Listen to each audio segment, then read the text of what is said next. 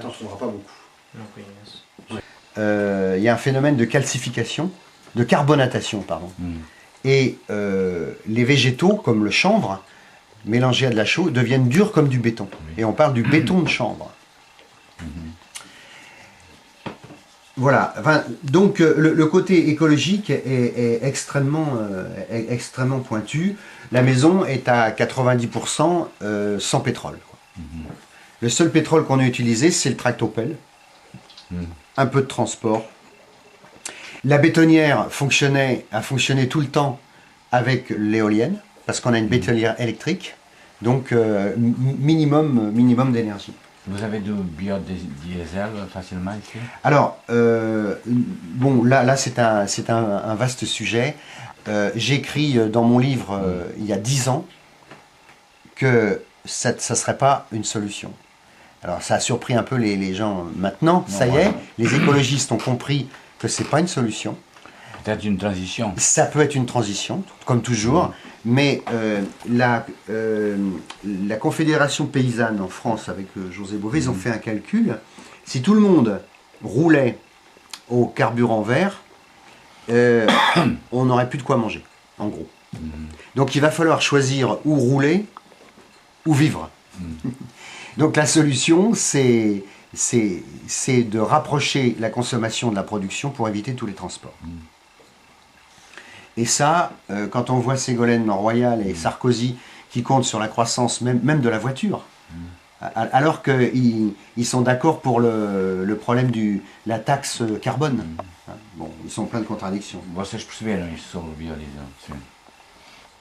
Alors, économique, c'est moins de 25 000 euros.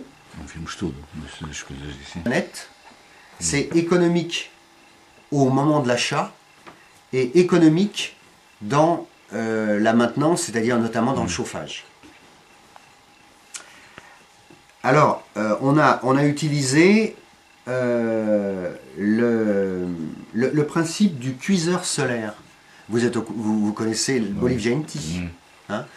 Enfin, ou plutôt c'est après coup que je me suis dit, tiens, le cuiseur solaire, c'est exactement la même chose. C'est une boîte très isolée de l'extérieur, donc la paille est à l'extérieur, vous allez le voir. La masse thermique est à l'intérieur, et on a une véranda qui chauffe les pierres et qui permet de stocker, comme le poêle de masse, qui permet de stocker la chaleur. Voilà. Alors, ici, Peut-être tu pourrais rester. Isso. Podes filmar agora uma coisa. Só vou ter que mudar a cassete também. Ah, eu trouxe a cassete. Tem 6 minutos. Está no meu bolso ali, pá.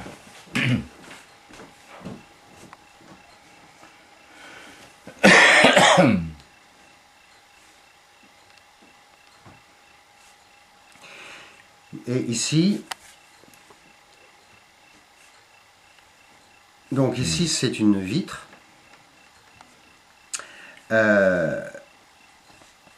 Ici, donc c'est du A massa.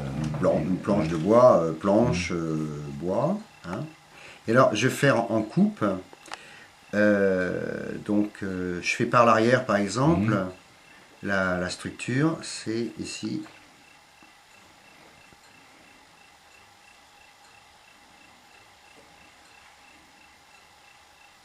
Donc ça, c'est de l'isolant. Normalement, tu mets du chanvre, de la laine. Tu mets de là, c'est de la laine, hein. Ouais. C'est de la laine, hein. Voilà. Tu peux mettre laine là, s'il te plaît. Isolant, Laine. voilà. Point de suspension, parce qu'après on peut trouver... Donc, vous allez voir qu'on a un cuiseur, un autre cuiseur solaire, un cuiseur parabolique.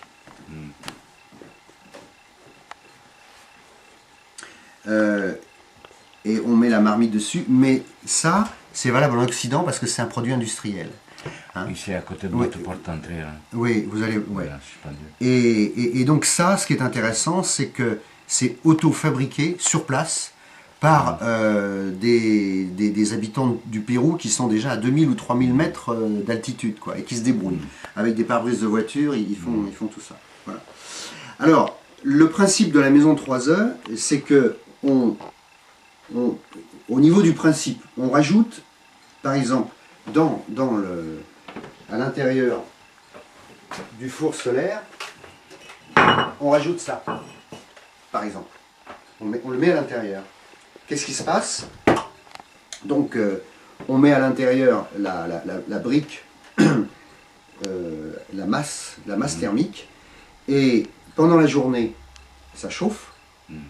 Le lendemain matin, le four est encore chaud, parce que toutes les calories qui ont été absorbées par la journée, ça s'est restitué dans la nuit. Tu as mis la chaleur à l'arrière et après quand le soleil s'en va, elle radie pour l'extérieur. C'est ça, c'est très simple.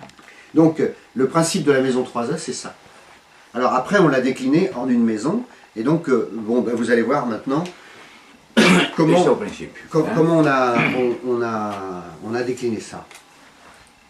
Dans l'ordre, hein, c'est un peu dommage. Ah, quoique, j'ai un diapo. Voilà.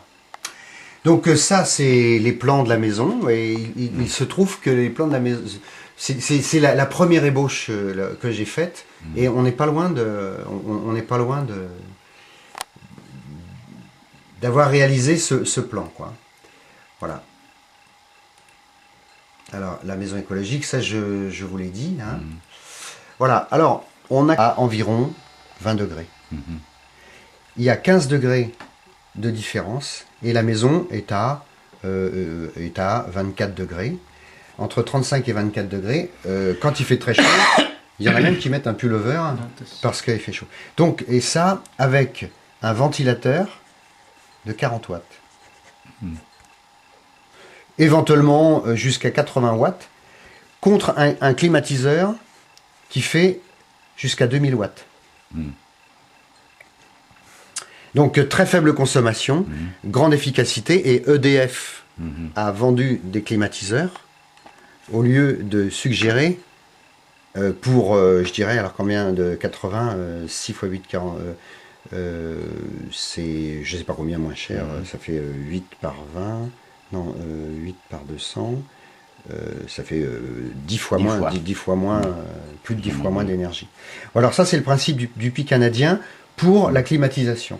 Mais pourquoi tu as mis ça? Parce que, en fait, par le phénomène de l'air chaud qui monte, la cheminée ne serait pas suffisante? Ça, je comprends, non? Ele tem que renovar. Le puits canadien pour la climatisation, ça marche.